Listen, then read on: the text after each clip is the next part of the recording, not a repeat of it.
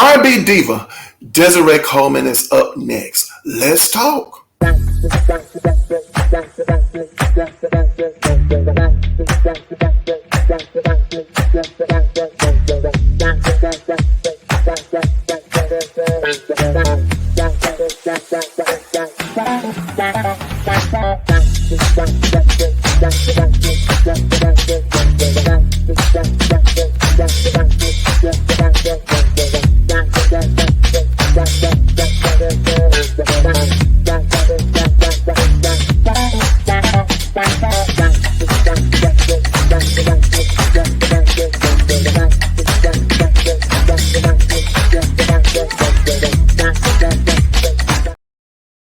Welcome back over here to Peppie's Point of View. I'm yours truly, Peppie, and we're talking about R&B diva Desiree Coleman. Yes, she released her debut album in 1988. It was a self-titled debut album titled Desiree, and it was released in 1988 on Motown Records.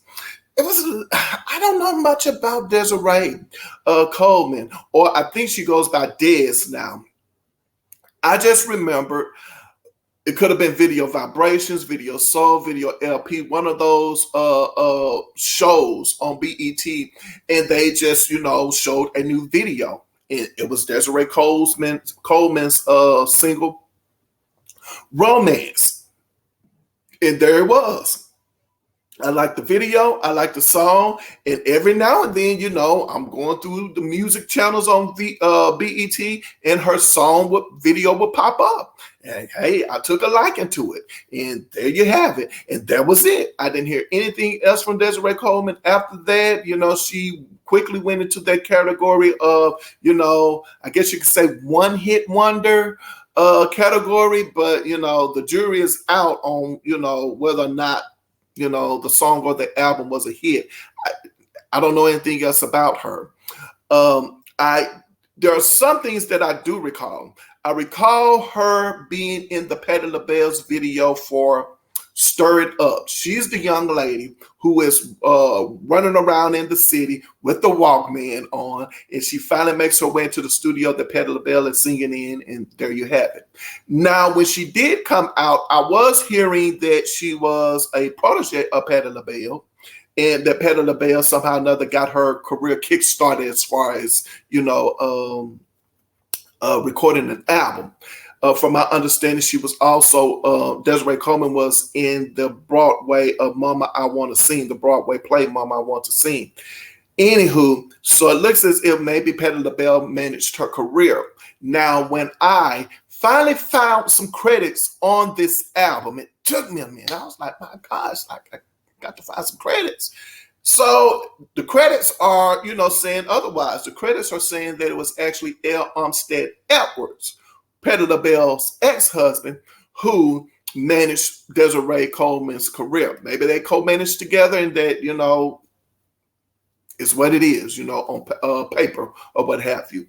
There's another discrepancy that I found that I thought I knew. I always was under the impression that the song Romance was actually produced by Gerald Levert. That's what I thought. When I find the credits, it says the song was actually produced by Craig T. Cooper. Now, I remember Craig T. Cooper showing up on another R&B Divas album of mine, and that would be Lalah Hathaway. He produced a song on her debut album on Virgin Records in 1990 called You Got It Going On. I'm pretty sure Craig T. Cooper has produced other artists out there as well, but that name pops up on one of my albums for Lalah Hathaway. Anywho, moving right along from that, another thing about Desiree Coleman, baby, it's just what it is. Sometimes we got to dish out the dirt on who kicked who in these entertainment streets. I'm just saying, and so I'm about to dish out some dirt, allegedly. So she moves over into gospel music, and she changes her name to Des, and she marries Mark Jackson, NBA player Mark Jackson. Now, this is when, it gets kind of interesting because Mark Jackson, he loves the Lord, okay? And Desiree is over in the gospel music, loving the Lord as well. And well, the two of them, eventually marries. I think they have a ministry or had a ministry together or something like that. Anywho, long story short, short story long, it looks like Mark Jackson was, dunking some balls, if you understand what I'm saying. Had some hanky-panky, going on. And so anyway, long story short, short story long, it looks like he probably did this more than once. And so Desiree Coleman, eventually call it Splitsville. And so these two, Desiree Coleman and Mark Jackson, are no longer married. It is what it is. Life happens. It's what it is right now. Who are we to judge? Y'all probably don't know who that guy is. But anyway, but who are we to judge? But anywho, moving right along from that, it is what it is. We'll dish out the dirt on who dropped, kicked who, every now and then. And that was just one of those things that, just came up. Let's talk about the album. All right. Very pleasantly surprised about this album. I didn't know what to expect, especially after listening to Deatra Hicks' album. I was fairly disappointed. And again, I have a theory about things. And I'm going to save it on the back end for this video because you guys who over here watch me, y'all know I can go left and right and sideways real quick. But that's all right because I got some notes. I got some notes. So we're going to stick with my notes with this album, all right? Woo, Chauncey, there you go. Already thinking faster than I can speak. So we're going to calm this thing down a little bit, a tad, you know what I'm saying? And we're just going to talk about the album. We're going to talk about the music and all that stuff. So let's get it started. I didn't hear these songs in any particular order. So I don't know if they're in the same order as the album, but when I was finally able to come across these songs, I think they're out of order. The first song I heard was a song called You Wouldn't Hurt Me. And the first thing that came to my mind was the voice. I was like, oh my gosh, this voice. The voice. She's definitely an opera type singer. She is. Those vocals are very tight. They are, it's awesome. And I was just saying to myself, like, the sister can sing and she definitely sounds good. The sound is definitely spectacular. The vocals for this song, You Wouldn't Hurt Me, are very produced. And if in fact she is a protege of Patti LaBelle's, and if she is managed by L. Umstead Edwards, Patti LaBelle ex-husband, then here is what I'm saying for sure. Those Patti LaBelle vocals are definitely produced. Somebody definitely produces those arrangements vocally for her. She is definitely no slouch when it comes to her vocal productions. After Gamble and Huff got a hold to her, from here on out, those vocals was produced by, it don't even matter who it was working with her. All right. So anywho, what I'm saying is that it looks like Desiree Coleman definitely benefited from those vocal arrangements and those vocal productions. She did. And that's all I have to say about that song. I have a theory in mind, but the theory is going to be back there on the back end. All I have to say is that when you get to the 3-minute mark of the song, You Wouldn't Hurt Me, baby, those notes she hits in that 3-minute mark of that song, I'm like, child, I'm here to tell you, if you was in a church, you'll throw your Bible at her. You just run those. Go. You waving your fan, throwing your fan at her, the Bible at her. You know what I'm saying? Maybe the communion juice, the crackers, everything. You know what I'm saying? When she hit those notes at that 3-minute mark of that song, I'm like, baby, hallelujah. But anyway, man, it's all right, y'all. Laughter is medicine for the soul. We got to laugh. It's medicine. It's medicine. You need laughter in your life. Joy and pain. I like sunshine and rain. Yeah.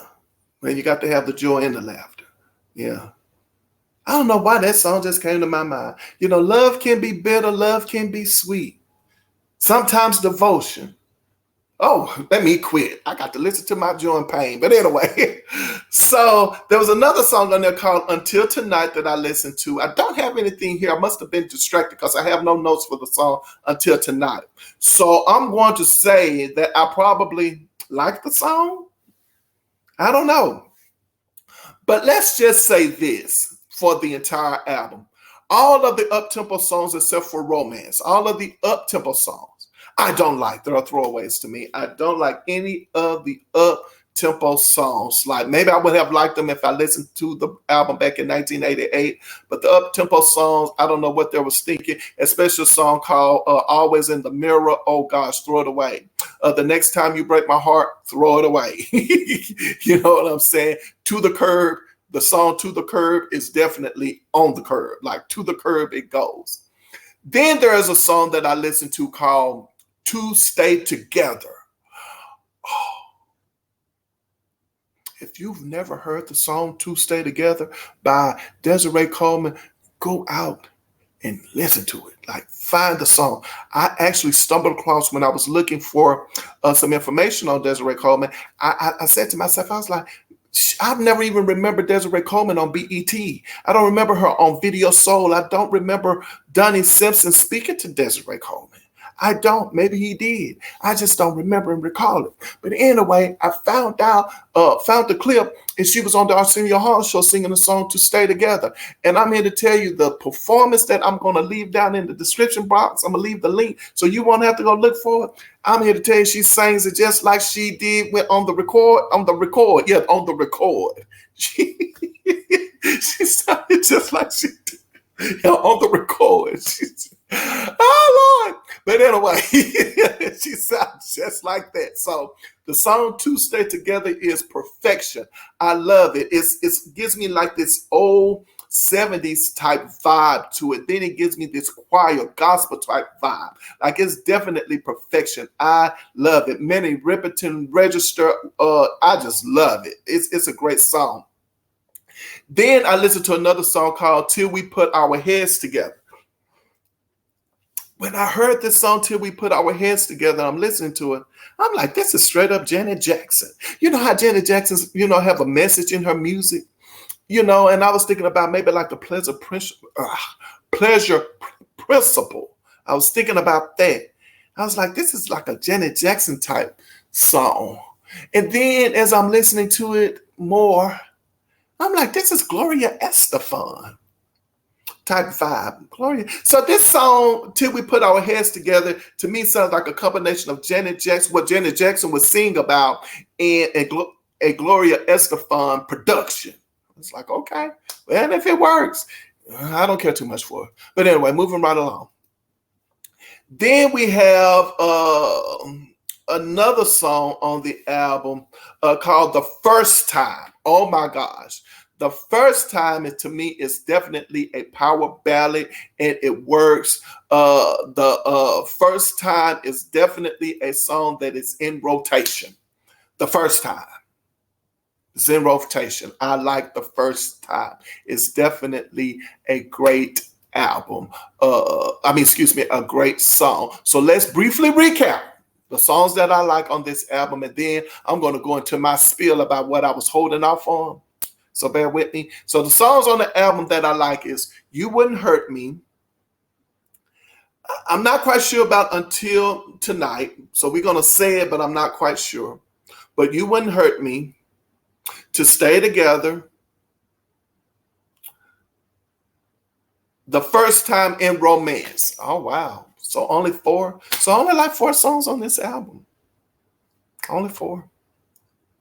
But vocally, I am satisfied. I'm very well pleased about it. So, to be quite honest with you, neck and neck, she and Deatra Hicks, I'm still saying to myself, like, what happened to you ladies? Your career. But anyway, here's my theory. You ready for it? So here's my theory about these R&B divas right now. It looks to me like the record companies have discovered these R&B divas, and they have these big, huge voices, like that they can sing. And it looks as if the attitude when it comes to these R&B divas is that while they sound great, we know these ladies can sing. Like, there's no question about it. Let's get them into the recording studio. We know we're going to get bang for our buck. This is how I'm thinking they're treating the R&B diva. And so they automatically assume the voice is what's going to sell. That's how they think. But then when they get them in the studio, they water them down. Do you understand what I'm saying? Like they water them down. Why? Because they want to cross them over into pop audiences, not popular music. Because let's be honest, if a song is popular, if we're talking about popular music, then a record company can make you like a song. Oh, they can dish out a whole lot of money and they can make you like a song. Like they can make a song a hit. It's just what it is. It's what it is. We are talking about songs now. If they want to make a song popular, they can do that. But what they're doing, it looks like, is they're taking our R&B divas, they are watering them down with probably the expectation that they can cross them over because it's genuinely true talent there. But what ends up happening is that this is what we have to be careful. Thank you. I didn't think about this. It just hit me right now. This is what just happened. We can't afford to cross our R&B divas over. Why not? Because if we try to cross our R&B divas over, okay, they can not gain the audience you try to cross them over into. You cannot gain that audience. And think about it. The audience that you're trying to change them, trying to win them over with, quiet as a cat, some of them don't like them. Do you understand where I'm going? Like we don't like them. Like we don't like y'all. Do you understand where I'm going? And so now you have not marketed the R&B diva to the core audience that likes them. Do you understand where I'm going? So now we have that tiff, that riff that is going on in the R&B diva's career. Do you understand where I'm going with it? So now after that has happened, now it's kind of like, oh, well, it's not successful. It's not working. Like, no, we're not even going back to the drawing board. We didn't get bang for our buck. Do you follow where I'm going with this? So we can't afford to. So then how can we manage to cross R&B divas over, in the music industry? And I would say that tried and true method by basically letting them be who they are. You don't have to change them. All right. Here's another thing. And you're saying that I'm wrong about my theory. It's an opinion. I'm wrong about my theory. Well, let's prove it to you this way. Michael Jackson. And everybody say, oh, no, that's Michael Jackson. No, I'm proving the point. Michael Jackson. What did the record company say? Epic. It was Epic Records, right? That said, well, if you ain't going to play Michael Jackson's music, and notice Michael Jackson's music wasn't watered down. You ain't going to play Michael Jackson? You ain't going to play our artist music? You ain't going to play Michael Jackson? When I tell you what, since you ain't going to play Michael Jackson, then all the other artists on the label that we allowing you to play their videos and stuff, we won't even give you their videos as well. We ain't going to give you none of their music. Like we ain't going to do it. It's just what it is.